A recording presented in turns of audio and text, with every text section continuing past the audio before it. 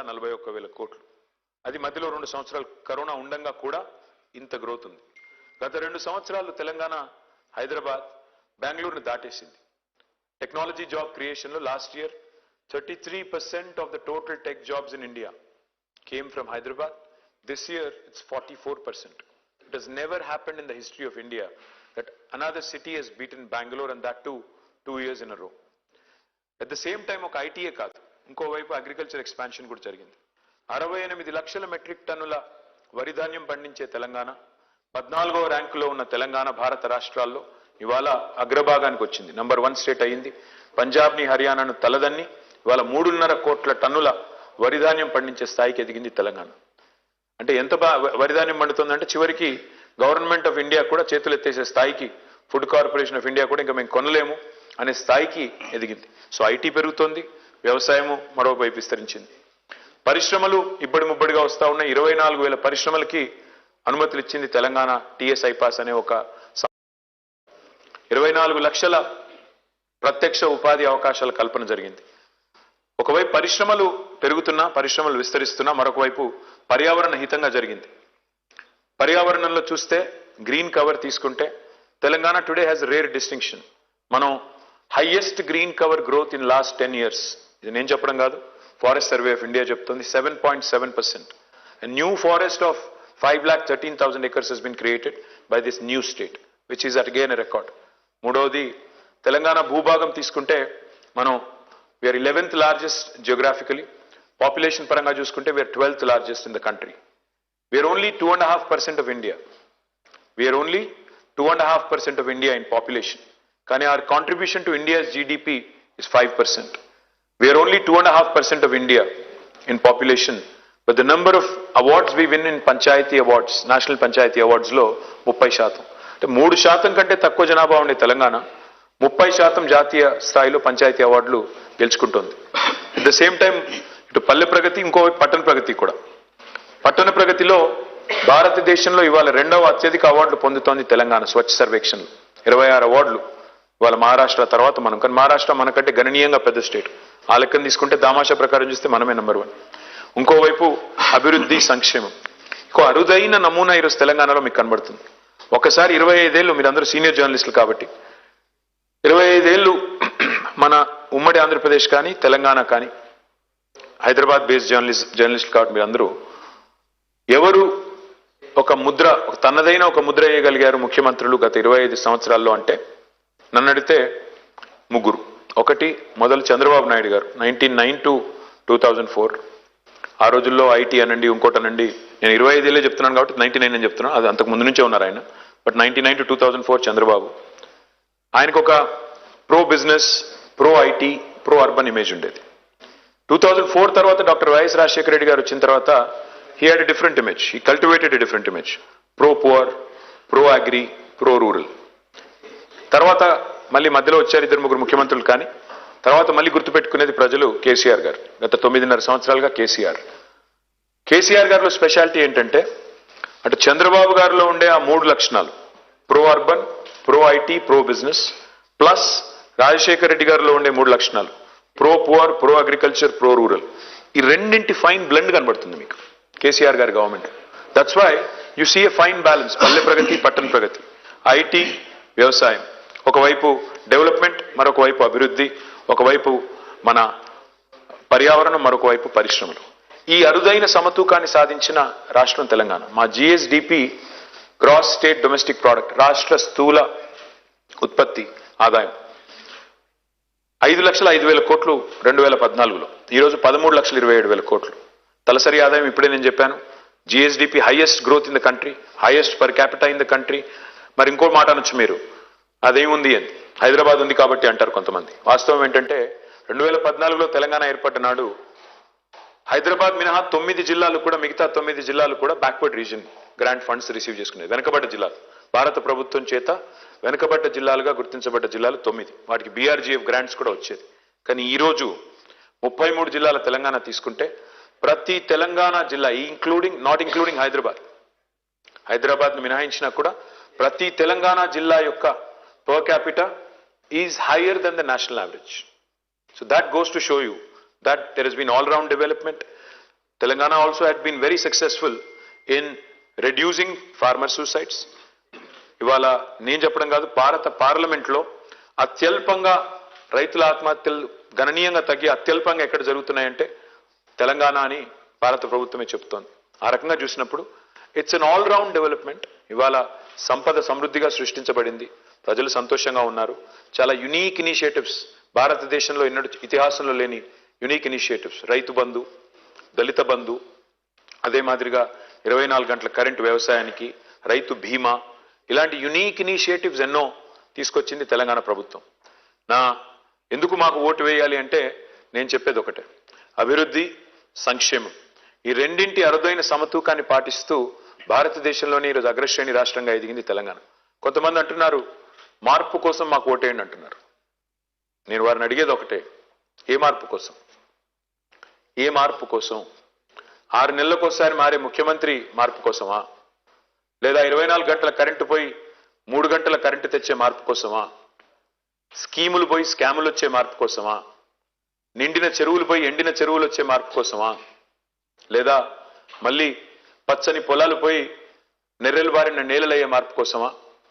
రైతును రాజు చేసిన తెలంగాణ నుంచి మళ్ళొకసారి వ్యవసాయాన్ని దండగా చేసి రైతుల ఆత్మహత్యలకు పురికొల్పే మార్పు కోసమా? ఏ మార్పు కోసం అడుగుతున్నారు? గుజరాత్లో 5 టర్ములు బీజేపీ ఉండొచ్చు, భారతదేశంలో 55 ఏళ్లు కాంగ్రెస్ పెత్తనం చెలాయించవచ్చు, కానీ కేసీఆర్ గారు 2 టర్ములు చేయంగానే మార్పు కావాలి, మార్పు కావాలి, ఛాన్స్ కావాలి అంటున్నారు. ప్రజలు ఆలోచించాలి. గతంలో కరెంట్ ఇవ్వని అసమర్థులు, గతంలో తాగునీరు ఇవ్వని అసమర్థులు, గతంలో వ్యవసాయాన్ని పట్టించుకొని అసమర్థులు, 55 ఏళ్ళు అవకాశం ఇచ్చినా ఏమీ చేయని అసమర్థులకు ఓటేద్దామా? లేదా 6.5 ఏళ్లలోనే తనదైన ప్రస్ఫుటమైన ముద్రను ఈ రాష్ట్ర అభివృద్ధి సంక్షేమ ముఖ చిత్రంపై వేసిన కేసీఆర్ గారికి ఓటేద్దామా? ప్రజలు ఆలోచించాలి. ఇవాళ తెలంగాణ ప్రజలు మార్పు కోరుకున్నారు కాబట్టే తెలంగాణ వచ్చింది. ఇవాళ చెప్తున్న మార్పు ఏదైతే ఉందో 2014లోనే వచ్చింది. ఆ మార్పు వచ్చింది కాబట్టే ఇవాళ తెలంగాణ ప్రజలకి న్యాయం జరుగుతోంది. అందుకే నా విశ్వాసం ఏమంటే ఈ అభివృద్ధి, ఈ సంక్షేమం ఇట్లాగే కొనసాగాలి అంటే ముమ్మాటికి ఈ ప్రభుత్వం కొనసాగాలి, ఈ ప్రగతి ప్రస్థానం ఆగకూడదు. మళ్ళీ గతంలో విఫల ప్రయోగాలను, గతంలో విఫలమైన పార్టీల్ని మళ్ళీ తెచ్చి నెత్తిన పెట్టుకుంటే మళ్ళీ ఒకసారి తెలంగాణ ఇదివరకు ఒక్క తప్పు చేసినందుకే 58 ఏళ్ళు క్షోభపడింది తెలంగాణ. 1956లో ఇష్టం లేని పెళ్లి ఒప్పుకున్నందుకే ఆనలోంచి బయటపడడానికి 58 ఏళ్ళు పట్టింది. మళ్ళీ తప్పు చేస్తే 50 ఏళ్ళు వెనక్కి పోయే ప్రమాదం ఉంది తెలంగాణకి. కాబట్టి ప్రజలు ఆలోచించి జాగ్రత్తగా ఓటేయాలన్న విజ్ఞప్తి. Vote for progress, vote for development, vote for positive politics, vote for progress. This is what my appeal is. Thank you, sir. అసలు మీ స్పీచ్లో వింటుంటే నాకు ఒక చాలా ఇంట్రెస్టింగ్ పాయింట్ ఒకటి దొరికింది. మీరు ఒక వర్డ్ యూజ్ చేస్తున్నారు, తెలంగాణ, ప్యూర్లీ తెలంగాణ వర్డ్ తాంబాలం అని. So I think one of the biggest achievements of Telangana struggle agitation was also the revival of Telangana dialect. People start taking pride in it. Telangana భాష మాట్లాడాలనే చాలా అంటే సంతోషంగా మాట్లాడడం స్టార్ట్ చేసినారు, చాలా ప్రైడ్తో మాట్లాడడం స్టార్ట్ చేసినారు. I think that was one of the biggest achievements of Telangana agitation as well, which lot of అంటే ఇంక్లూడింగ్ బీఆర్ఎస్ కానీ కాంగ్రెస్ కానీ మిగతా పార్టీలు they don't take it, they don't talk about it. But I think నాకు ఒక normal Telangana వాడిగా నాకు చాలా నచ్చుతుంది అది. తెలంగాణ భాష, తెలంగాణ సాహిత్యం మీద బాగా ప్రేమ పెరిగింది. సో వీళ్ళు సాహిత్యం అనగానే మనకు బాగా గుర్తొచ్చేది శ్రీనివాస్ గారు, ఆంధ్రజ్యోతి ఎడిటర్ గారు. So will start with you sir. మీరు తెలంగాణ ఇడియం అనేది వాళ్ళ ఒక అంతరం ఎక్కింది. 10 సంవత్సరాలుగా తెలంగాణ వచ్చిన తర్వాత తెలంగాణ ఉద్యమం కోరుకున్న వాటిలో సెల్ఫ్ రెస్పెక్ట్ అనేది చాలా ముఖ్యమైన విషయం. అయితే కేటీఆర్ గారు మీరు 10 రోజులు ఉంది, ఇంకా 10 రోజులు, వారం రోజులు ఉంది, 6 రోజులు, 6 రోజులు ఉంది. నేను రోజులు లెక్క పెట్టుకున్నా. I wish you all the best in your efforts. Thank you. అయితే మీరు ఈ క్యాంపెయిన్ ఈ దశలో పోయినసారి కంటే, పోయిన ఎలక్షన్స్ కంటే, అంతకుముందు ఎలక్షన్స్ కంటే ఈసారి మీ ప్రచార పద్ధతి సరళి చాలా భిన్నంగా ఉంది.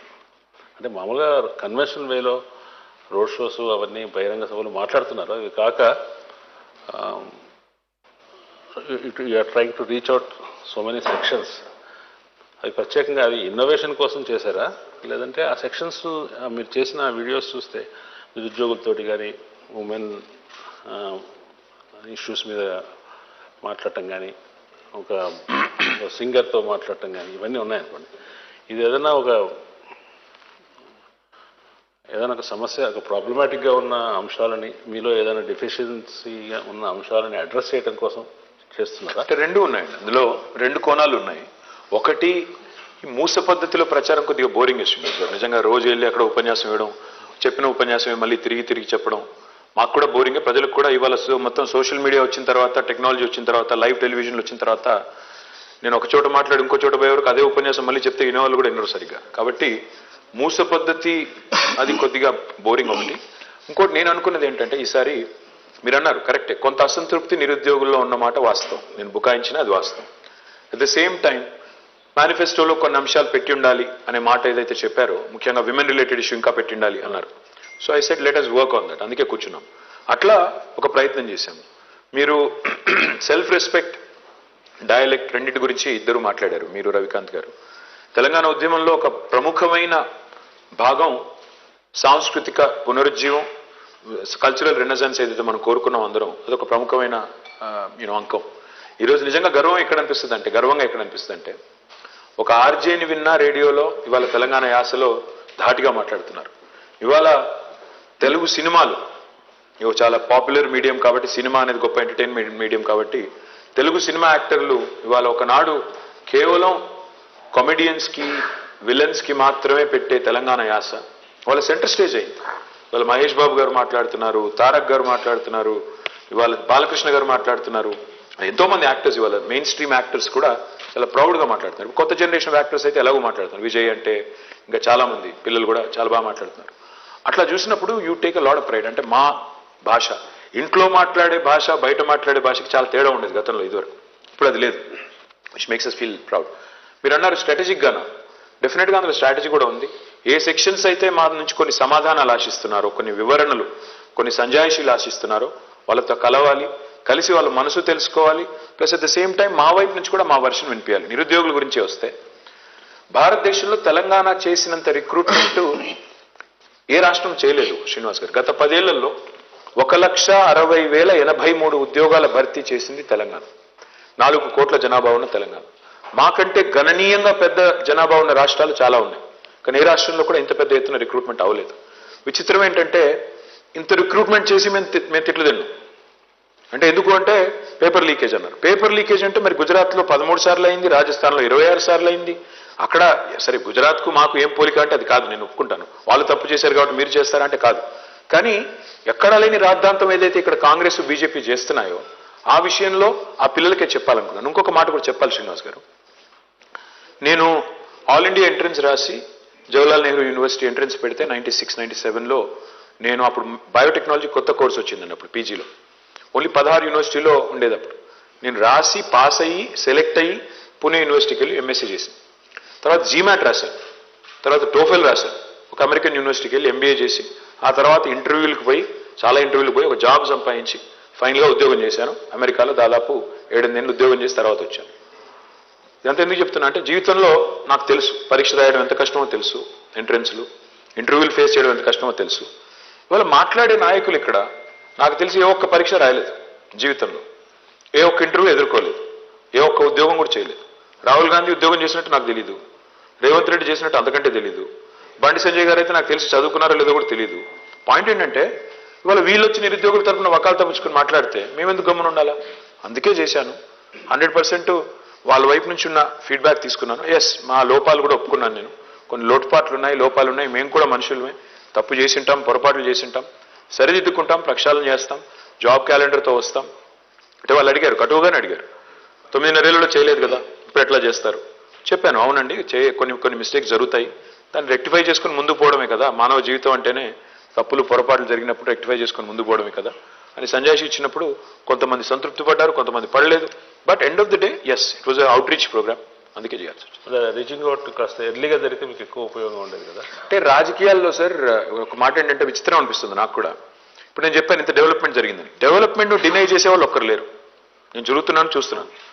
హైదరాబాద్ డెవలప్ అవ్వలేదంటే అయిందంటారు, కరెంటు బాగా లేదంటే బాగైందంటారు, రైతు బంధు రావట్లేదో వచ్చిందంటారు, సంక్షేమ పథకాలు వస్తున్నాయి అంటారు. మరి ఇంకా ఎందుకు అసంతృప్తి అంటే, మానవ నైజం ఏంటంటే అయిపోయిన వాటన్నిటిని పక్క దోసేసి మిగతా ఇంకా ఒకటి రెండు ఏదైనా మిగిలింటే అది నాకు రాలేదు, నాకు ఇండివిజువల్గా మా ఊర్లో రోడ్డు పడింది, నాకేమిచ్చావు, ఇట్లా ఉంది.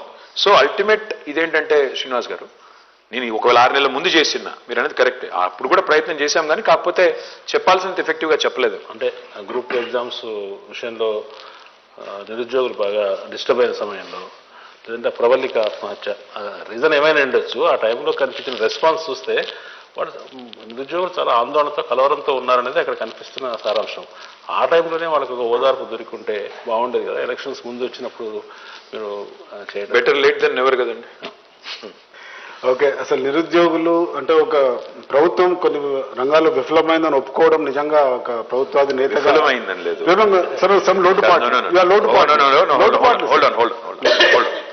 We have done the highest recruitment in the country, and through this medium, let me challenge Rahul Gandhi and Narendra Modi again. మీరు రేపు ఎల్లుండి ఇక్కడ ప్రచారానికి వస్తున్నారు, నేను వాళ్ళిద్దరిని ఛాలెంజ్ చేస్తున్నాను, బీజేపీని కాంగ్రెస్ని. మాకంటే ఎక్కువ రిక్రూట్మెంట్ చేసిన రాష్ట్రం గత 10 ఏళ్లలో భారతదేశంలో చూపెట్టి మాట్లాడండి, నోటికొచ్చినట్టు మాట్లాడకండి. మేము హైయెస్ట్ రిక్రూట్మెంట్ మేము చేశాము. I can produce all the data. I already put up in website ఓపెన్గా పారదర్శకంగా. విఫలమైంది ఎక్కడ అంటే టీఎస్పీఎస్సీ ఒక లీకేజ్ జరిగింది. ఆ లీకేజ్ ఎవరు పట్టుకున్నారు? రవికాంత్ గారు, మా ప్రభుత్వమే పట్టుకుంది. మీడియా పట్టుకోలేదు, ప్రతిపక్షాలు పట్టుకోలేదు, మా ఇంటెలిజెన్స్ డిపార్ట్మెంట్ పట్టుకుంటే మేమే దాన్ని కప్పిపుచ్చకుండా తోసిపుచ్చకుండా మేమే 100 మందిని అరెస్ట్ చేయించాము, మేమే దాని ప్రక్షాళన దిద్దుబాటు చర్యలు తీసుకున్నాము. లోటుపాట్లు ఏంటి అంటే, దురదృష్టం ఏంటంటే లీక్ చేసిన వాడు బీజేపీ వాడు. ఎవరైనా తప్పుందో ఇందులో రాజకీయ నిరుద్యోగులు ఎవరైతే జీవితాలతో ఆడుతున్నారో వాళ్ళే పోస్ట్పోన్మెంట్ అడుగుతారు, వాళ్ళే లీకేజీలు చేస్తారు, బదనాం మాత్రం మా మీద పెడతారు. ఇది కరెక్ట్ కాదు. ఓకే, లోటుపాట్లను ఒప్పుకున్నందుకు అసలు ఇంటర్వ్యూలు ఫేస్ చేయని నాయకులు మన దగ్గర ఉన్నారని మీరు అన్నారు. సో ఎన్డీఏ ఇంటర్వ్యూ దాకా వచ్చిన Sriram somehow became a journalist rather than an army officer. NDA, NDA. Yeah, NDA, not this NDA, National Defense. I didn't know you were interviewed for NDA, National Democratic Alliance. So Sriram, I think Kadagwasla. Yeah, Kadagwasla, of course. We would have met in Pune at that. I know. I stayed on the year there. I know. So I think the next question goes to Sriram, who has faced one of the toughest interviews in the country. Yeah. Sriram is a tough interviewer anyway.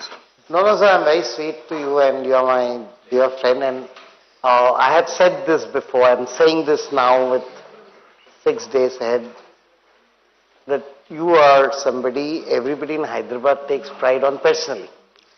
People have said this, you have a leader like KTR. Ek bheja do humko. I don't think anybody can, as much as the development, the fact that you're the face of Hyderabad's transformation in the last decade. And yes, the rest is all politics. My question to you would be essentially this. If you go on a win in 6 days, the election that will almost be over 6 days from now, what would be the 3 main reasons? And if you lose, I know you'll say it's not a chance, but what would be the 3 things that might have contributed to this kind of a... I'm glad you guessed it right. I'm actually going to say I'm not going to lose, so therefore I'm not going to take that answer, give you that answer. What will contribute to my victory? 3 things. I think people want a stable government and able leadership. And that's what we offer. That's what our leader offers. That's what this government offers. Stability and ability. That is one high, first factor. Second thing is performance, track record. We have a credibility. అంటే మాట చెప్తే నిలబెట్టుకున్నాం. మేము రైతు బంధు చేస్తాము అని చెప్పాము. Despite so many things, we have done it. రైతు రుణమాఫీ అని చెప్పాము. 2 టర్మ్లు చేశాము. ఇప్పుడు సెకండ్ టర్మ్లో దాదాపు 75% అయింది, ఇంకో 25% మిగిలింది, అది కూడా చేశాం. So credibility. And the third and most important thing, if you ask me, the pride that our leader invokes in the people of Telangana. I think that's more important. Today when you look at KCR, you're remembered, you remember because the day is not very far. 29 నాడు KCR గారు November 29 నాడే ఆయన fast and to death start చేసింది. దీక్షా Divas as we call it. 11 రోజులు నిరాహార దీక్ష చేసి 14 ఏళ్లు పోరాడి తెలంగాణ తెచ్చిన పోరాట యోధుడుగా 10 ఏళ్ళు ఒక సక్సెస్ఫుల్ చీఫ్ మినిస్టర్గా he invokes some latent passion and pride. And I think that's the third thing that will contribute to our victory. Since you did not answer the second part, I'll throw in a little fun for you and for everybody. Just to make it interesting, Yeah. It's not to try to corner you or anything like this. What I'm trying to essentially ask is, fine, you have no reason to see why you would do anything but go on to win this election. And are you worried when you look back at just one thing? In the entire campaign of BRS, in the last 45 days, there is a kind of paranoia being created that if Congress comes to power, Congress రేపు పదవిలోకి వస్తే ఇది పోతుంది, current పోతుంది, etc. Are you worried that this might evoke a sense of deja vu in the people of Telangana? ఇంతకు ముందు కూడా ఇదే జరిగింది.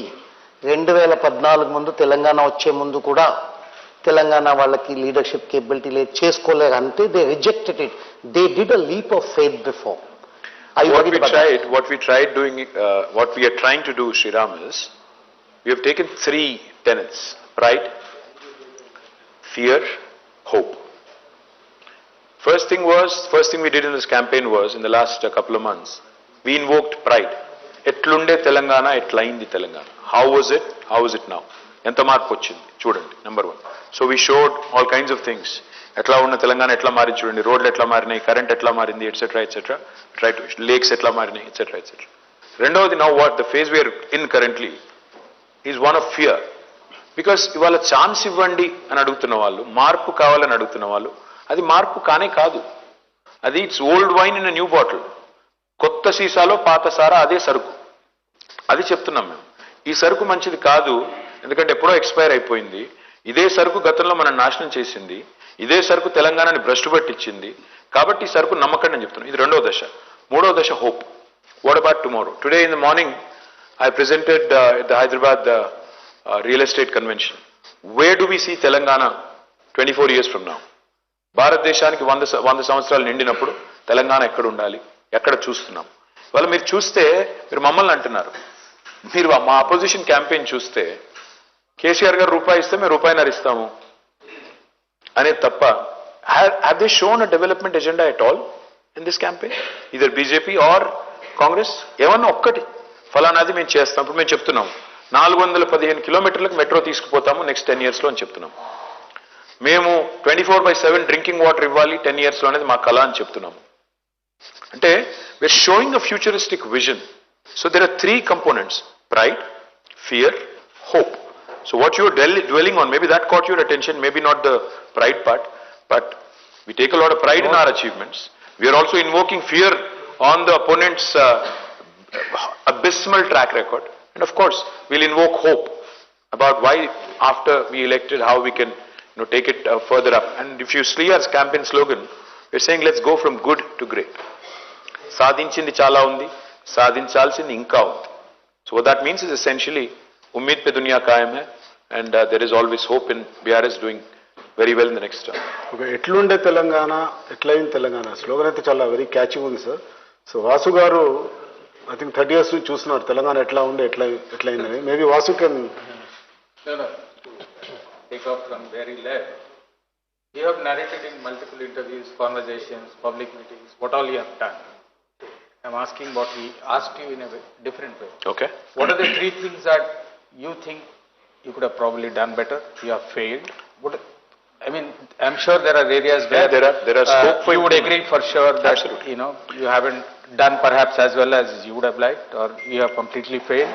Can you tell us what is state అంటారా, హైదరాబాద్ అంటారా, ఎట్లా అంటారు? స్టేట్ అంటారు. Telangana since స్టేట్ అంటే since you were in power. Srinivas గారు అన్నది. And let me ask you one more small supplement. Between 2014, 18 and now, you are claiming you will win 80, they are claiming Revan says he will win 80, but realistically speaking, do you agree that this perhaps the toughest election that TRS is facing? Right, so I'll take your first question first. నేనేమంటున్నా వాసన, మీరు ఈ మూడు పనులు చేసింటే ఏం చేస్తుంటే బాగుండేది, ఏం మిస్ అయ్యారు అన్నారు కదా. ఒకటి, భారతదేశంలోనే అత్యధికంగా ఉద్యోగాలు ఇచ్చినప్పటికీ ఆ పర్సెప్షన్ ఏదైతే క్రియేట్ అయిందో మేమేదో చేయలేకపోయాము అనేది, అది బెటర్ హ్యాండిల్ చేసి ఉండాలి. ఆ పర్సెప్షన్ మేనేజ్మెంట్ అది మేము ఇంకా బెటర్ చేసి ఉండాలి. డెఫినెట్గా దాంతో నేను ఏకీభవిస్తాను. రెండవది, మేము పోయిన 2 టర్మ్లో మీరు తీసుకుంటే ఆ కోవిడ్ ఇదంతా తీసేస్తే నిజంగా కూడా మేము ఫోకస్ చేసిందంతా కూడా ఇన్ఫ్రాస్ట్రక్చర్ పైన, పవర్ కానీ, ఇరిగేషన్ కానీ, డ్రింకింగ్ వాటర్ కానీ, రూరల్ అగ్రి సెక్టర్ మీద బాగా ఫోకస్ పెట్టాము, బాగా చేసాం. ఐ థింక్ అర్బన్ ఇన్ఫ్రాలో ఇంకా కొంత చేయాలి. ఇప్పుడు ఉదాహరణకు హైదరాబాద్లో నేను I should have done lot more in drainage systems and flood management system. That is going to be my top priority for next term. మూడవది, నన్ను అడిగితే ఇంకా ఏం చేసి ఉండాలి అంటే, మేము ఇది ఒక వీక్నెస్ అనుకోండి. ఇతర రాష్ట్రాల్లో ప్రతిపక్షాలు ఎక్కువ తక్కువ మాట్లాడితే తొక్కేస్తున్నారు, మేము అది చేయలేదు. అది కూడా ఒక రకంగా వీక్నెస్ అనుకోవాలి రాజకీయంగా. సో అది మేబీ చేసి ఉండాలేమో. ఎందుకంటే ఇవాళ మమ్మల్ని యూట్యూబర్స్ కూడా ఐ థింక్ మంచితనాన్ని కూడా అసమర్థత అనుకునే రోజులు ఇవి. మంచిగా ఉంటే ముఖ్యమంత్రిని బూతులు తిడుతుంటే కూడా పడుతుంటే అసమర్థత, వీళ్ళకి చేతగాంతనం అనుకునే రోజులు. So maybe we should take a relook at it, because definite గా వాక్ స్వాతంత్రాన్ని కూడా ఇవాళ బూతులు తిట్టడానికి, అంటే freedom of expression is not right to abuse. No, నోటికొచ్చినట్టు బూతులు తిట్టే యూట్యూబర్లు, నోటికొచ్చినట్టు జర్నలిజం పేరుతో మా మీద ఎజెండా డ్రివెన్ పాలిటిక్స్, కానీ బాగా టాలరేట్ చేసాం. అది తప్పేం అది కూడా. My second question. Second question was toughest election అంటారా? ఓ సి 63 మాకు మొదటిసారి వచ్చింది, 88 మాకు రెండోసారి వచ్చింది. మీకు గుర్తుంటే ఇవాళ మనకి ఎప్పుడైనా ఏమనిపిస్తుంది అంటే హైండ్ సైట్ 2020 అంటారు కదా, వెనక్కి తిరిగి చూసుకుంటే అంతా సాఫీగా క్లియర్ కనబడుతుంది.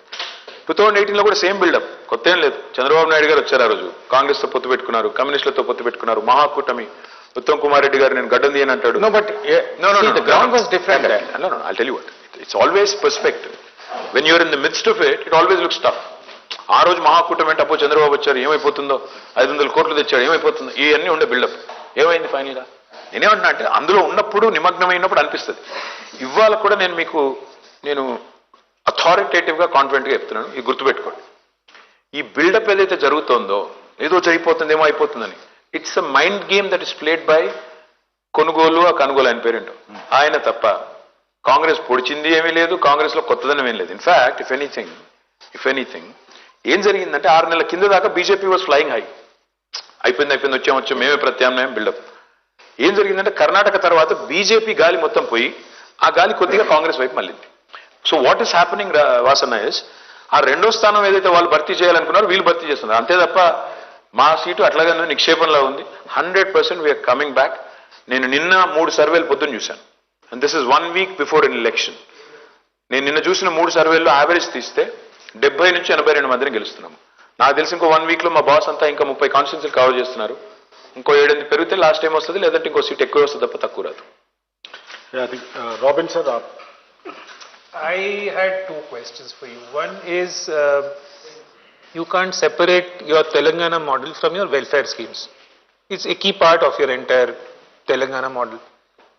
I wonder if you are promising more than what you can deliver. One. Second, how long can you keep schemes like these going for a long term? Because we're talking about the future of Telangana as well. Point number 1. Point number 2, there is of course a political element to your welfare schemes also. You expect some political benefit, nothing wrong in that. But don't you think there is a law of diminishing returns that sets in when you keep certain welfare schemes going for a long time? When people start seeing it as a right, and perhaps rightly so, they see it as a right rather than some kind of favor that the government is doing to them. That is one. The second question is something that you had once told me, that one of your weak points, and you had openly spoken about this, is are the young in Telangana, many of whom may not have seen the struggles of the Telangana movement, and so they don't have that kind of connect, that emotional connect with BRS. You said that you created a lot of jobs, but yet unemployment is a political issue that has come up in this election, perhaps because a large number of people expect government jobs. Again, I think my assumption would be that you promised more than what you can deliver in terms of, many governments have, in terms of government jobs too, especially to the rural youth. Well, I'll take the second question first. What we promised, Robin, was that lakhs of government employment would be available, and we have delivered on that. 2,32,000 is the number of jobs for which notifications have been issued, out of which recruitment has been completed for 1,60,083 jobs. 42,000 vacancies are still with us. We are in fact the state with the least amount of vacancies in the entire country in government sector. And another 70,000 odd are in process, in motion, because of a variety of reasons. Some where the judiciary has intervened, some where the exams have been delayed for a variety of reasons. Despite that, we have delivered to a large extent on the promise. I can't say we've delivered 100%, but we've delivered to a large extent. Yes, but there is perception that we have not done enough. I agree on that. And that's what I was saying when I agreed with Srinivas. Sorry Garu. if I repeated the question. No, that's all right. That's all right. So that's exactly what I was saying when I told him that we could have managed that perception better. Maybe we could have stepped in slightly before and spoken and engaged with all these youngsters. That's the second part. Now on the private sector, the fact is we have probably delivered more jobs. I mean, I'm talking about sort of a pro rata population sort of basis, probably more than many other states in India. Because we've been very progressive. We are looked at as one of the most dynamic states in the country, which is very, very pro-business and, very, very quick. So that way, again, we have created number of avenues for youngsters who can come in and avail them. Again, maybe perception that other people, other state people are coming here and taking away the jobs, etc., which also has been created, is also true to an extent. Now, going back to your first question about welfare schemes and how long can you go on, law of diminishing returns. Robin, why do we do welfare in the first place? This country where we sit, India, has seen some terrible things in the past. And Indiramma Rajyam is what my opponent says. Indiramma Rajyam is when Naxalism was ripe. Why? What was the reason for Naxalites to take up arms? क्यों? क्योंकि इतना गरीबी था, इतना लाचारी था, इतना बुरा हालत था, और कोई पानी नहीं था खेती के लिए. The situation was so bad that people actually had to resort because the social imbalance that got disturbed and people got distraught and they had to take up arms. Point I'm trying to make is India today has the largest number of poor people on the planet. Whatever Modi would like us to believe. No, I don't question the fact is, I'm saying after is COVID, that feasible? I'm coming to it. The fact is, we have more number of poor people on the planet than any other country. We have surpassed Nigeria. So, how do you take care of the poor and also at the same time, how do you grow the wealth? Our model has been one where we tried to do a balance, find balance of both. We ensured that the poor, the vulnerable are taken care of, their basic subsistence is taken care of. And so we started a number of programs. Now, how long can you go on? I think once the upliftment starts happening, our ideologue, one of my favorite people, Professor Jayashankar told me once, he said there are 3 levels in the sociological evolution of a human being or an institution. First is self-sufficiency, second is self-respect, third is self-rule. So जब self-sufficiency हो जाएगा, next will come self-respect and then people will say, नहीं मुझे तुम्हारा ये नहीं चाहिए. There will come a time, don't worry, there will come a time. Don't undermine the intellect of a common man in India, that time will also come, don't worry about it. To carry forward what you said, see, we have been doing well on the economic parameters, as you mentioned, GSDP, etc.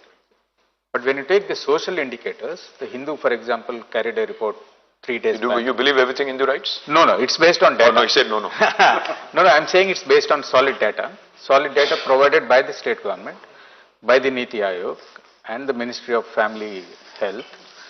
There are 3 things there. One is infant mortality. It has come down drastically.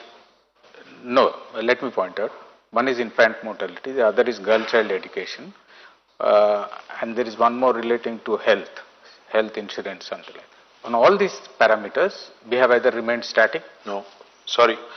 At least that's what the data suggests, or we have. Either they misrepresented or you misread. I can tell you. No. I'll tell you. Let me clarify. No. On the economic parameters, we are in the first 1 to 5. There is no doubt about it. But in this category, we are perhaps in the bottom half. Absolutely not. In fact, we are in the top 3. Kerala is ranked number 1. Tamil Nadu is ranked number 2. We are ranked number 3 on health parameters. And this is Niti Aayog's ranking. I can substantiate it in the next 5 minutes and give it to you. In fact, we are the state which has reduced infant mortality to the highest extent. In fact, let me also put it in context for you. We were ranked 11th when this new state came into being. On health, we were ranked 11th. Now we have risen to 3rd. And very soon we are going to be number 1. IMR has come down drastically, infant mortality rate. Maternal mortality rate has come down drastically. Institutional deliveries have increased from 31 to 62. So we are doing rather well on health. Please rest be assured. Yes, we are not doing as well on literacy. But there is a reason why the data is misleading. Because mana education etla chestamante, school education department okati undi and then we have welfare departments. The number of Gurukul schools that we have set up, 1027 Gurukul schools. Unfortunately, the quantum of money we are investing there is not showing in the education numbers. So what they do is they'll calculate the education budget not the welfare department budget which goes towards these Gurukul schools. So I can assure you, it can't we'll be be the top doubted. 3 in both. It can be doubted, right? Unfortunately, that's not how Niti Aayog or other agencies work. So probably next time we have to sit with our planning department and do it. So since you're talking about Gurukul schools and how you have done, I think I should remind you of one great school. Surveil, and that's Yeah, your Sarvel school, I know. That's my school as well. That you have really done well. I think India's best schools, I mean the best infrastructure you have created in the government sector, there's no doubt. Thank you for that, and maybe Undru Narasimharao garu will go, me question, sir. Sir, సిటీకి సంబంధించి ఒక ప్రశ్న అడుగుతాం. అయితే మొత్తం స్టేట్లో 3 కోట్లు ఉంటే ఇక్కడే 1 కోటి చిల్లర వాటర్స్ ఉన్నారు. మీరు వచ్చిన తర్వాత రోడ్ నెట్వర్క్ బాగా డెవలప్ అయింది, నో డౌట్ అందులో. కొన్ని నాలాల విస్తరణ, నెంబర్ 2 చెరువులు గొలుసు కట్టుగా చెరువులుగా చేయకపోవటం, నెంబర్ 3 మూసి అభివృద్ధి. ఈ 3 ఎందుకు చేయలేకపోయారు? అంటే సార్ ఆనెస్ట్లీ మీరు అన్నది కరెక్ట్. రోడ్లు బాగా చేశాము, కరెంటు బాగా చేశాము, తాగునీరు బాగా చేశాము, ఇంకా కొన్ని ఇన్ఫ్రాస్ట్రక్చర్ వనరులు కూడా చేశాము. మా ఏదన్నా చేయలేనిది నేను సరిగ్గా చేయందంటే అది కూడా స్టార్ట్ చేశాను. స్ట్రాటజిక్ నాలా డెవలప్మెంట్ ప్రోగ్రామ్ అని ఒక 1000 కోట్లు ఖర్చు పెట్టాం. కానీ హైదరాబాద్లోని నాలాలు ఆధునీకరించాలి, అన్ని చేయాలి అన్నప్పుడు దాదాపు 20,000 కోట్లు ఫ్లడ్ మేనేజ్మెంట్ సిస్టమ్ కానీ అదేవిధంగా డ్రైనేజ్ సిస్టమ్ కానీ చేయాలంటే 20,000 కోట్లు పడుతుంది. కానీ ఇంకొక ముఖ్యమైన పని చేశాను సార్ నేను. హైదరాబాద్ టుడే మనం ఒక్క నగరం భారతదేశంలో 100% సివరేజ్ ట్రీట్మెంట్ చేస్తున్న ఒకే నగరం హైదరాబాద్ ఈరోజు. అది కూడా గొప్ప అచీవ్మెంట్ అండి. ఎందుకంటే ఈ చెరువులు బాగుపడాలి అంటే ముందు చేయాల్సింది సివరేజ్ ట్రీట్మెంట్. 2000 MLDల సివరేజ్ ఉత్పత్తి అవుతుంది హైదరాబాద్లో ప్రతిరోజు. ఇవాళ 100% సివరేజ్ ట్రీట్మెంట్ చేస్తున్న ఒకే నగరం. కంపారిజన్ కోసం చెప్తున్నాను, బాంబే చేసేది కేవలం 9%, 9 మాత్రమే, 91% సముద్రంలోకి వదిలేస్తారు. హైదరాబాద్ 100% చేస్తుంది. సో నెక్స్ట్ టర్మ్ చేయాలనుకుంటుంది ఏంటంటే మూసి, అదేవిధంగా ఈ ఫ్లడ్ మేనేజ్మెంట్. అయితే ఎందుకు చేయలేకపోయారు నిజంగా చెప్పాలి అంటే, ఆనెస్ట్గా చెప్పాలి అంటే, కోవిడ్ కనుక రాకపోయింటే 1000% చేసేవాళ్ళం. కోవిడ్ వల్ల 1,00,000 కోట్ల నష్టం వచ్చింది బడ్జెట్కి. వచ్చిన తర్వాత కోవిడ్ టైంలో సంక్షేమం ఆగకూడదు, రైతు బంధు ఆగకూడదు, ఆసరా ఆగకూడదు, కళ్యాణ లక్ష్మి ఆగకూడదు, ఆసరా పెన్షన్ ఆగకూడదు. కాబట్టి ఇతర కార్యక్రమాలు చేసేదానికి మాకు టైం దొరకలేదు, స్పేస్ కూడా దొరకలేదు. ఇంకొక మాట ఏంటంటే, ఇక మా కేంద్ర ప్రభుత్వమే మా మెడ మీద కత్తే పెట్టింది. ఒక శత్రు దేశం మీద విధించిన ఆంక్షలు, ఆర్థిక ఆంక్షలు, ఎకనామిక్ శాంక్షన్స్ అంటారే, అంత స్థాయిలో మా మీద విధించి, నిన్న నిర్మలా గారు స్ట్రైట్గా చెప్పారు కదా, చాలా బాహాటంగా చాలా ఓపెన్గా చెప్పారు, వాళ్ళు మోటార్లకి మీటర్లు పెట్టలేదు కాబట్టి మేము ఇవ్వలేదు. అంటే అన్యాపదేశంగా వాళ్ళు, ఆమె కాంగ్రెస్ను కూడా ఇరికిచ్చింది. రాజస్థాన్లో మీటర్లు పెట్టారు, రేపు ఇక్కడ కూడా పెడతారేమో కాంగ్రెస్ వాళ్ళు మోటార్లకు మీటర్లు, అది కూడా చూడాలి. కాబట్టి మేము ఈ అన్ని కారణాల వల్ల చేయలేకపోయాం. బట్ నెక్స్ట్ టైం తప్పకుండా చేస్తాం. అనుకుని చేయలేకపోయినా ఏమన్నా ఉన్నాయి సార్ సిటీకి సంబంధించి? అనుకుని చేయలేకపోయింది సిటీలో అంటారా? సిటీలో రక్షణ శాఖ భూములు ఇవ్వలేదండి. నాకు అది చాలా చాలా ఇష్టమైన సబ్జెక్టు, ఇంట్రెస్ట్ ఉన్న సబ్జెక్టు. ఆ 2 స్కైవేలు కట్టాలని ఉండింది. ఏది ప్యాట్నీ నుంచి కొంపల్లి దాకా, ఇటు జేబీఎస్ నుంచి జూబ్లీ బస్ స్టాండ్ నుంచి తూముకుంట దాకా. దాదాపు 10 సార్లు కలిశాను కేంద్ర మంత్రుల్ని, రక్షణ మంత్రుల్ని, ప్రధానమంత్రిని. లిటరలీ చెవిటివాడి ముందు శంఖం వదినట్టే అయింది. అసలు ఒప్పుకోలేదు, ఇవ్వలేదు. అదొకటి బాగా బలమైన కోరిక చేయాలని. మరి వచ్చే సంకీర్ణ ప్రభుత్వం వస్తే మా రోల్ ఉంటే ఈసారన్నా అవుతుందేమో అని ఆశించాలి. కనెక్టివిటీ గురించి మాట్లాడుతూ ఇప్పుడు సిలిండర్ 400 రూపాయలు అన్నారు మీరు. ఈ 400 రూపాయలు మేనిఫెస్టోలో పెట్టారు. 4 ఏళ్ల ముందే మీరు చేస్తుంటే మహిళల మీద ఇంకా ప్రభావం ఉండు అని మీరు ఏమైనా ఎప్పుడైనా భావించారా? అంటే ఏ అస్త్రం, ఏ పటాకు ఎప్పుడు కావాలో అప్పుడు కావాలి కదా సార్. ఇప్పుడే కలిసి ఇప్పుడు మేమేం చెప్పాము, ఎందుకు దానికి లాజికల్గా చెప్పాము. మోడీ గారు ఆ రోజు ఏమన్నారు, 2014లో సిలిండర్ ధర బాగా పెరిగిపోయింది, మన్మోహన్ సింగ్ గారు కంట్రోల్ చేయలేకపోతున్నారు, సిలిండర్కి నమస్కారం పెట్టి నాకు గుద్దండి అన్నారు. అందరూ గుద్దారు. ఈయన వంగోబెట్టి అందరినీ గుద్దాడు. 400 1200 చేశాడు, 800 పెంచాడు. మేమేమంటున్నాం, ఆ పెరిగిన 800 మేము భరిస్తాం, 400కే ఆ రోజు ఉన్న రేటుకే ఇస్తామని చెప్తున్నాం. సరే ఎప్పుడో చేసింటే బాగుండేది అంటే బాగానే ఉండేది, కాకపోతే ఇప్పుడు సందర్భం వచ్చింది, డెఫినెట్గా చేస్తే బాగానే ఉంటుంది. ఇప్పటికైనా బెటర్ లేట్ దెన్ ఎవర్ అంటారు కదా, ఇప్పుడు చేద్దాం.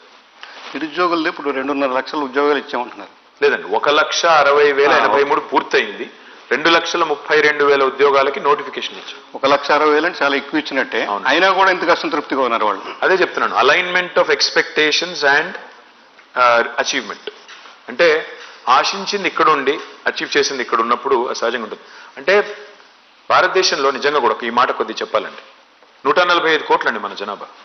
కేంద్ర ప్రభుత్వంలో ఉన్న ఉద్యోగాల సంఖ్య మొత్తం ఎంత అంటే 59 లక్షలు, including arm forces, including railway మొత్తం కలిపితే. తెలంగాణలో ఎంత? తెలంగాణలో మొత్తం కలిపితే ఇవాళ ఆర్టీసీ కూడా కలిపాం కాబట్టి మరి regular full time employees 3.5 lakhs, part time అయ్యి అన్ని కలుపుకుంటే 1.5 lakhs, మిగతా కార్పొరేషన్లు అన్ని కలిపితే కూడా ఇంకో 2 lakhs ఉంటుంది. సో మొత్తం కలిపి 7.5 lakhs approximate, subject to correction. మొత్తం జనాభా ఎంత? 4 కోట్లు. పర్సెంటేజ్ టర్మ్స్లో ఎంత ఉంటుంది గవర్నమెంట్ ఎంప్లాయ్మెంట్? అయినా వీళ్ళకి 38 నుంచి 40% బడ్జెట్ అంతా పోతుంది వీళ్ళ శాలరీస్, పెన్షన్స్కి. పాయింట్ ఏంటంటే ఇక్కడ ఫైన్ బ్యాలెన్స్ అనే స్ట్రైక్ చేయకపోతే జనాభాలో ఎంతమంది గవర్నమెంట్లోకి వస్తారు? ఇంకొక మాట ఇక్కడ చెప్పాలి సార్. మీరు ఇవాళ ఉదయం చూశాను 40 లక్షల నిరుద్యోగుల ఆక్రోశం అది ఇదన్నారు. సార్ టీఎస్పీఎస్సీలో రిజిస్టర్ అయింది 30 లక్షలు మాత్రమే. ఒకటి, రిజిస్టర్ అయిన ప్రతి ఒక్కరు నిరుద్యోగి కాదండి. పార్ట్ టైం ఉద్యోగం చేస్తూ, ప్రైవేట్ ఉద్యోగం చేస్తూ, గవర్నమెంట్లో కూడా ఒక ఉద్యోగం చేస్తూ మరొక ఉద్యోగానికి అప్లై చేసుకునే వాళ్ళు కూడా ఉన్నారు. కాబట్టి రిజిస్టర్ అయిన ప్రతి ఒక్కరు నిరుద్యోగం తప్పు. మూడో పాయింట్, మేము గ్రూప్ 1 పెట్టాము. పెడితే మొదటిసారి వచ్చింది 3.5 లక్షలు, రెండోసారి కండక్ట్ చేస్తే వచ్చింది 2,30,000. గ్రూప్ 2, గ్రూప్ 3, గ్రూప్ 4 ఇంకా ఇతరత్ర ఎగ్జామ్లు అన్ని కలిపితే మొత్తం హాజరైన అభ్యర్థుల సంఖ్య 12 లక్షలు. అందులో యునీక్ ఎంతమంది అని తీస్తే 8 నుంచి 10 లక్షలు ఉంటారు. సో రాష్ట్రంలో నిరుద్యోగం మీద తారాస్థాయిలో ఎక్కడ లేనంత విజృంభిస్తుంది అనే మాట ఏదైతే చెప్తున్నారో అది అవాస్తవం. 10 నుంచి 12 లక్షలు టోటల్. అందులో పిల్లలకి ఎంతమందికి ఇప్పుడు దాదాపు 1,60,000 మందికి వచ్చిందంటే దాదాపు 10% వచ్చి 10 కాదు 15% మందికి వచ్చింది, which itself is high achievement. So మీరు పర్సెప్షన్ గురించి మాట్లాడినారు. So just want make an observation. ముఖ్యమంత్రి గారు అసెంబ్లీలో ఒక statement, very damaging statement which I felt as a journalist. Damaging to who? Damaging to people who see it. ఏంటంటే మేము ప్రభుత్వ ఉద్యోగాలు ఇవ్వలేము అనే ఒక, but you know that kind of statement. ప్రభుత్వ ఉద్యోగాలు ఇవ్వలేము అన్నారు, అందరికీ ఇవ్వలేము అనేది. అందరికీ కాదు, ఇంటింటికి ఇవ్వలేము, ఇంటింటికి ఇవ్వలేము అది.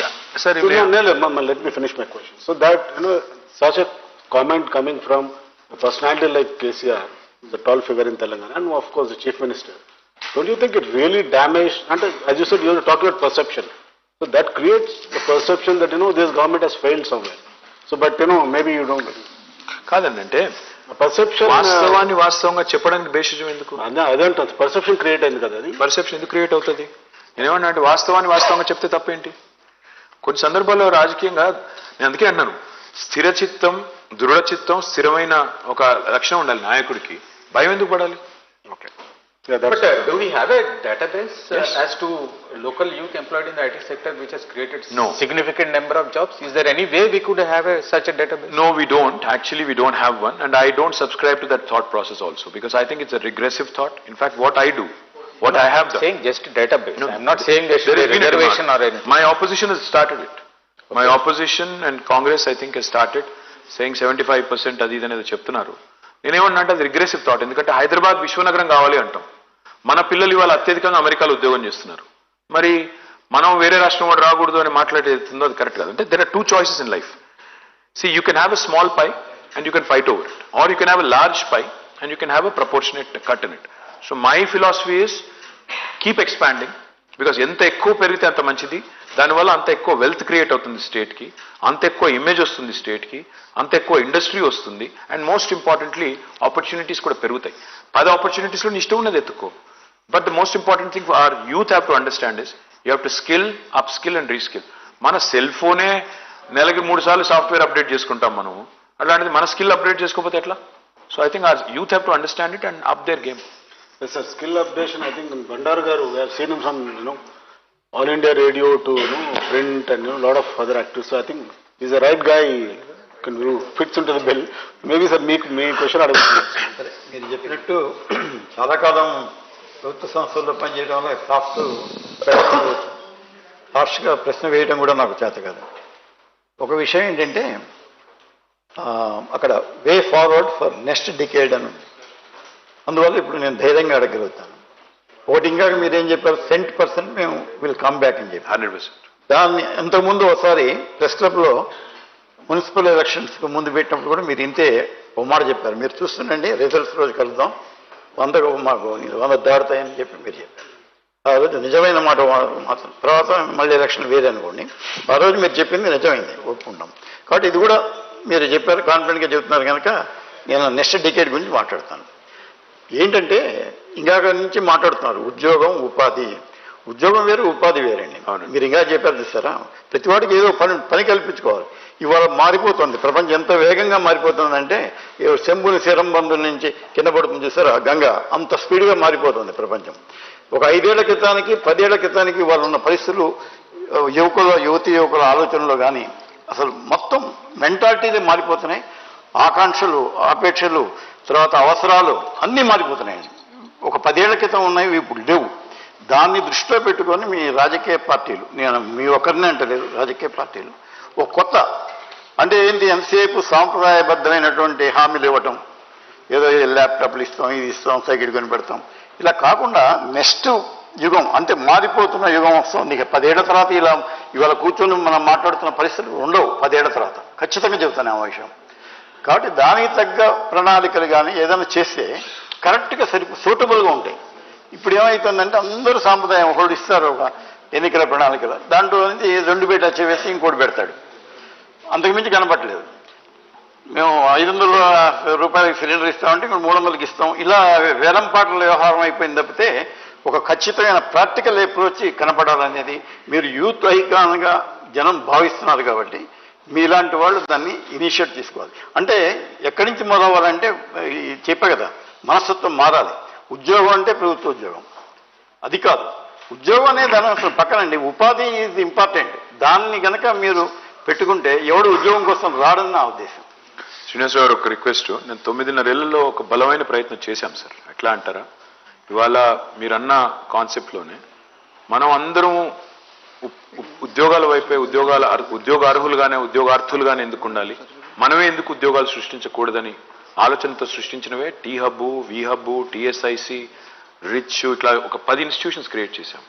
దానిలో ఇవాళ 100 మంది పిల్లలు, 1000 మంది పిల్లలు వాళ్ళ స్టార్టప్స్ కానీ ఇంకోటి కానీ వాళ్ళు ట్రై చేస్తూ ఉన్నారు. అది మీరు ఒకసారి దయచేసి ఒక్కసారి స్టడీ చేయండి, అధ్యయనం చేయండి. మీకు అందులో జరిగిన టీ వర్క్స్ ఇవన్నీ కూడా 100,000 స్టార్టప్స్ ఉన్నాయి అక్కడ, 1-2 కాదు. మీరు ఒకసారి దయచేసి అది చూడండి. రెండోదండి, నెక్స్ట్ టర్మ్లో, ఇన్ఫాక్ట్ లాస్ట్ టర్మ్లో స్టార్ట్ చేశాము, నెక్స్ట్ టర్మ్లో చేయాలనుకుంటున్న వాటిలో ఇంకొక ముఖ్యమైన మాట ఒకటి. ఇప్పుడు పిల్లలు చదువుతున్నారు, కాలేజ్లో ఉన్నారు. కాలేజ్లో ఉన్నప్పుడే వాళ్ళకి కనుక మనం ప్రాక్టికల్ ఎక్స్పోజర్ ఇస్తే, ప్రాక్టీస్ స్కూల్, అప్రెంటిస్షిప్ అంటారు కదా, ఉపాధి, అది కనుక చేయగలిగితే జర్మనీలో చేస్తారు. అది బాగా చాలా లాభం ఉంటుందని కేసీఆర్ గారు మాకు 2-3 సందర్భాల్లో మాకు ఆదేశించారు. దురదృష్టవశాత్తు ఇంప్లిమెంట్ చేయలేకపోయిన జేఎన్టీలో ఒక చిన్న విభాగం స్టార్ట్ చేశాము. నెక్స్ట్ టర్మ్లో అది బలంగా చేస్తాం. తద్వారా ఏమవుతుందంటే పిల్లలకి చదువుతున్నప్పుడే ఆ ఓరియంటేషన్, ప్రాక్టికల్ ఎక్స్పోజర్, ఓరియంటేషన్ రావాలి. ఉపాధి తమంతట తమ కాళ్ళ మీద తాము నిలబడే స్థాయికి ప్రైవేట్ రంగంలో అయినా ఇంకొకడైనా అయితే తాము పరిశ్రమ పెట్టడమో లేదా ఇంకోటి పెట్టిన పరిశ్రమలో పనిచేయడమో ఆ స్థాయికి వెళ్ళాలి. డెఫినెట్గా నెక్స్ట్ టర్మ్లో ప్రయారిటీ కింద చేస్తాం. విజయ్ కేటీఆర్ గారు 10 ఏళ్ళ తెలంగాణలో అనేక మార్పులు, అనేక విజయాలు నమోదు చేశారు.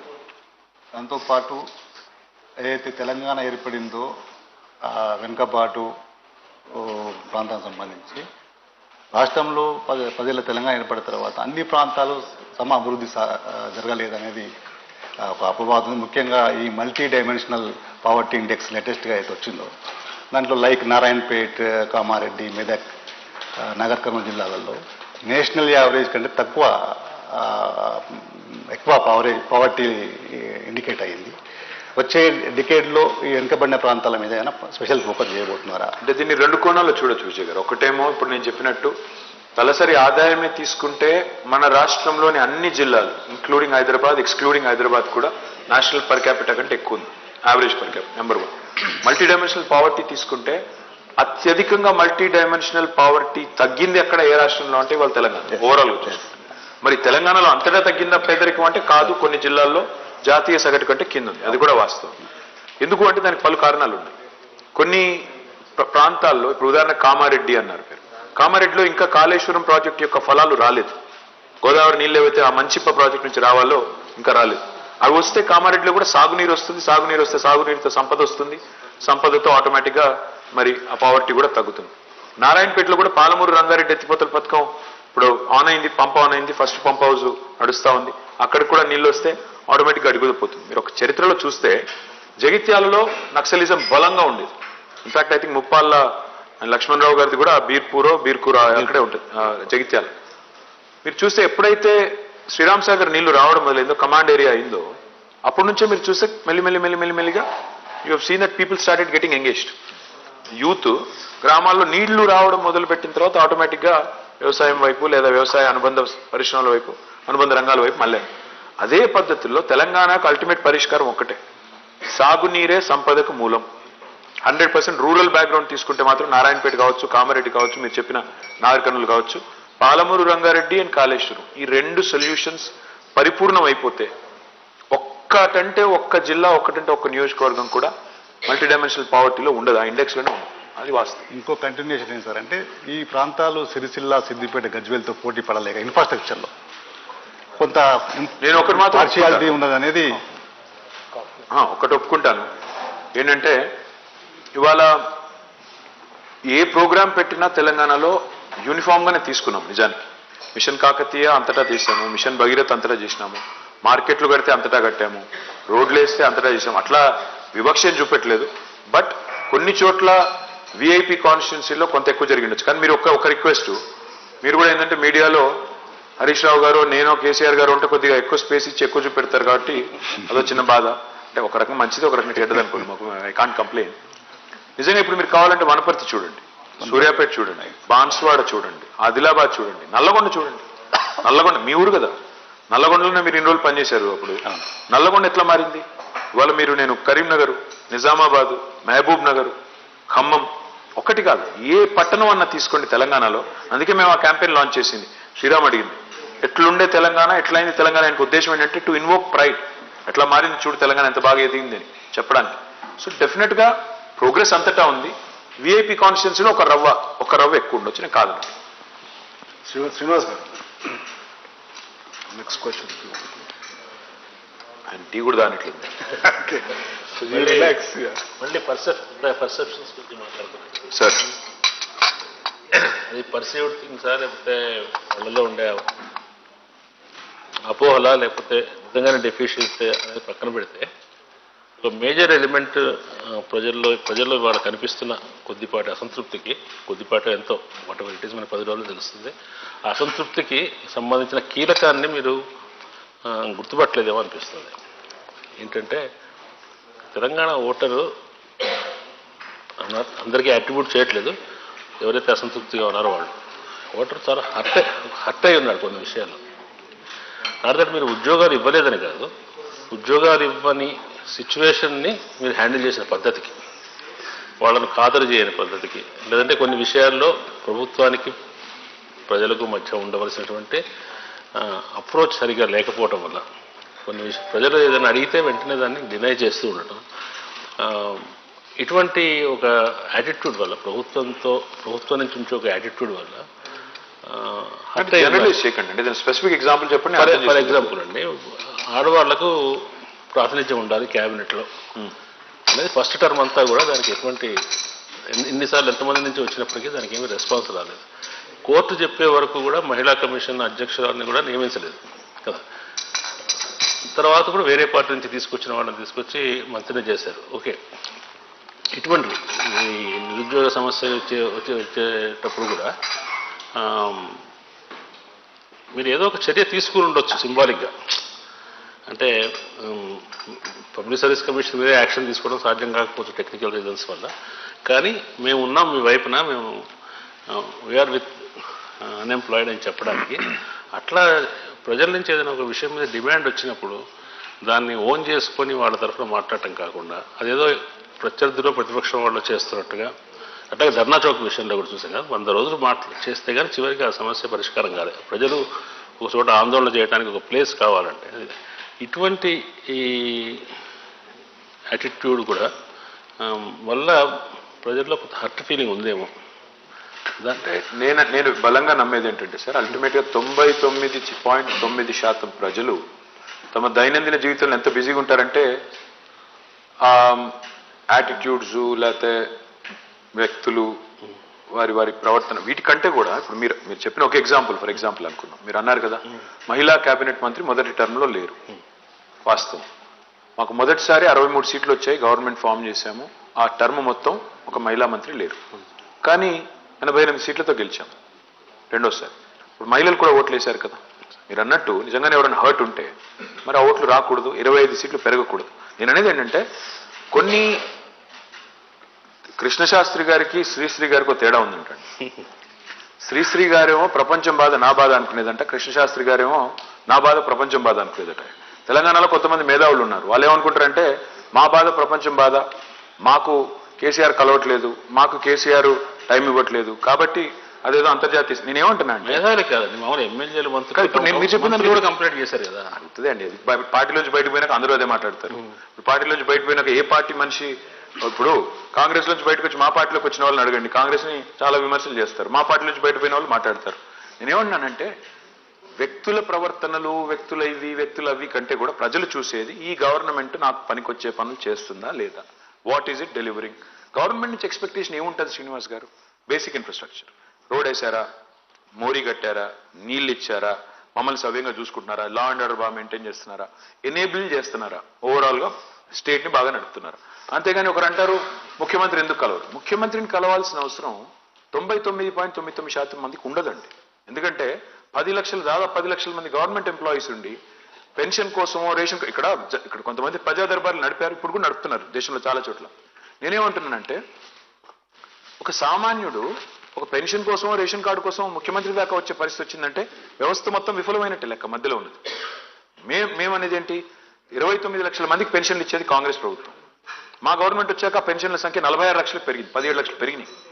సో ఇంకా ఏమైనా మిగిలి ఉంటే అవి కూడా వస్తాయి, కానీ ప్రాసెస్లో వస్తాయి ఆటోమేటిక్గా, దానికి ముఖ్యమంత్రిని కావాల్సిన పని లేదు. సో ఇవన్నీ అవకాశం ఉండాలి కదా, అంటే అపీల్ అంటే అట్లా అది ముఖ్యమంత్రి దాకా పోవక్కర్లేదు కదా. There are so many layers in between.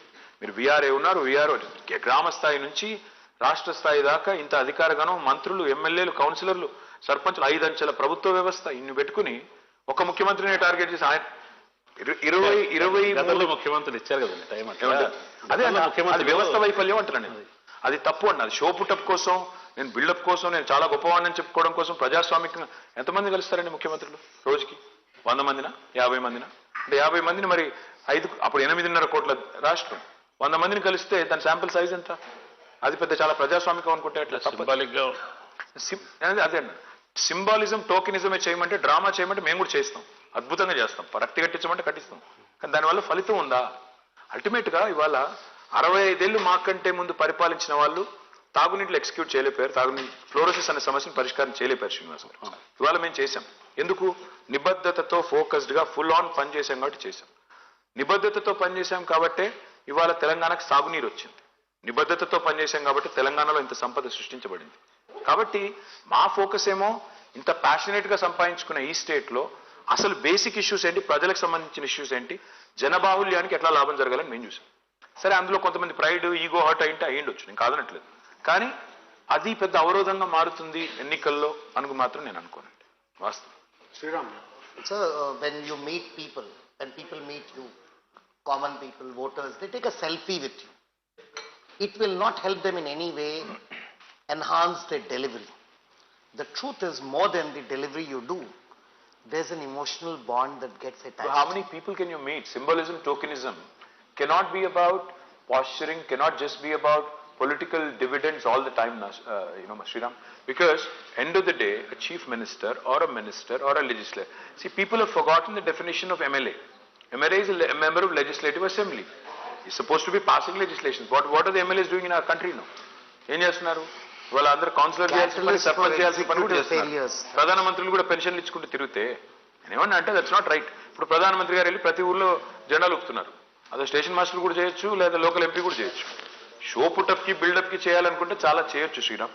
Our chief minister doesn't believe it. Yeah, fair. Yeah, Sriram, I think Minister Chala very, very cleverly has diverted this entire discussion onto development rather than politics. Which is good, no? Which is good, of course. But Yeah. Sir, but Ram, please. Affordability. Okay, just నేను కూడా నా దాని మీద how important and how much weightage will development have the day now November 30th? How much pride, how much a sense of fear, how much of pride, how much of hope do you I think it's very important. Good economics is good politics, Sriram. Good economics is always good politics. People are smarter than all of us politicians combined. ఎవరు అంత పిచ్చోళ్ళు కాదు. జేబులో ఉండే 100 రూపాయలు పారేసి కింద ఉండే చిల్లర రూపాయలు నేర్చుకునేటోళ్ళు ఎవరు లేరు. అంత పిచ్చోళ్ళు ఎవరు లేరు. ఇంత బాగా పనిచేస్తున్న గవర్నమెంట్ వదులుకొని రోడ్డు మీద ఏదో ఒక చిల్లర నాణం కనబడింది, దానికోసం ఆశపడితే ఇది పోతుంది, అది పోతుంది. People are very smart that way. And yes, I agree, battle between IQ and EQ తీసుకుంటే ఇంటెలిజెన్స్ కోషంటా ఎమోషనల్ కోషంటా అంటే sometimes in India logic కంటే ఎక్కువ మ్యాజిక్కే నమ్ముతారు. కాకపోతే నాకున్న విశ్వాసం ఏంటంటే అల్టిమేట్గా ప్రజలు they can see through the design, see through the negative propaganda, see through lot of posturing, and eventually we'll pick the right party and right candidate. I think let's get into, from development, let's get into politics, because that is what is all about for the next 5 days and November 30th. Sorry, yeah, Narasimharao. Political question. Political. And the development question. I hijack చేస్తున్నారు. Only he is selling his state, his party, not his state, not our state, of course. So let's get into politics, sir. BJP అనేది ఒక పెద్ద సంస్థ. I mean, it's ruling the country. And చాలా మందిలో ఈ perception కింది వరకు వెళ్ళిపోయింది. మీరు ఎంత చెప్పినా చాలా మంది నమ్మట్లేదు అనేది మా feedback. BJP and BRS are together అంటే I don't want answers like Congress arrest చేస్తలేరు, అది చేస్తలేదు, ఇది కాదు. బట్ నిజంగా చెప్పండి, ఈ పర్సెప్షన్ రావడానికి కారణం ఏంది? BJP and BRS together, it is not just because you support bails or something like that. There is a deeper understanding between BJP and BRS is the feeling of people. Do you agree or deny?